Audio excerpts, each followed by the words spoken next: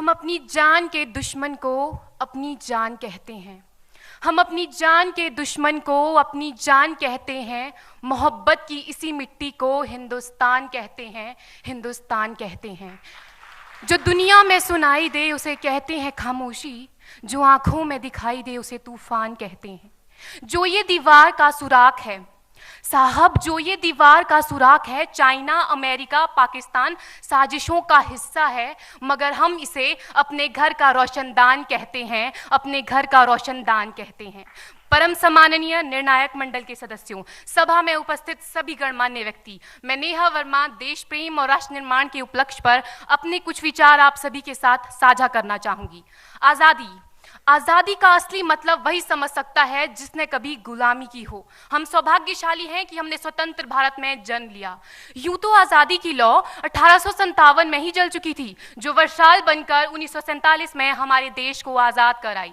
प्राचीन, मध्यकालीन और वर्तमान भारत के उदाहरणों से स्पष्ट करना चाहूंगी कि जब हम फिरंगियों के फेरे में फंस गए थे तो रंग दे बसंती चोला की एक आवाज पर टोलों के टोले उमड़ आते थे और उनके वंदे मातरम के नारों से खून में आने वाला 5-5 डिग्री का तूफान अंग्रेजी शासकों की जड़ों में तूफान ला देता था।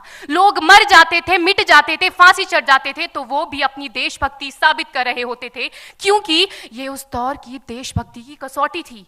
उसके बाद 62, 65 और 71 के युद्धों में अपना सुहाग गवा देने वाली औरत, जब घर के हालात ये हो जाया करते थे कि प्यार भी भरपूर गया, मांग का सिंदूर गया, नन्हे नौनिहालों की लंगोटियां चली गई, छोटी छोटी बेटियों की चोटियां चली गई, बाप की कमाई गई, भाई की पढ़ाई गई। ऐसा एक विस्फोट हुआ, पता ही चला नहीं, पूरे जिस्म की ही कई बोटियां चली गई। और आपके लिए तो एक आदमी मरा है साहब, किंतु मेरे घर की तो रोटियां चली गई, मेरे घर की तो रोटियां चली गई वाले हालात पैदा हो जाने के बावजूद भी एक माँ अपने बेटे को सरहद पर दुश्मनों की धज्जियां उड़ाने के लिए भेज देती थी और उसे पत्र लिखाकर ये भेजा करती थी कि अम्मा ने खत लिखा है बड़े ही चाव से, पुत्र मेरे ना घबरा जाना, 1 इंच भी पीछे ना हटना, चाहे इंच इंच कट जाना, चाहे इंच इंच कट जाना। इस तरह पूरा परिवार अपनी देशभक्ति साबित कर रहा होता था।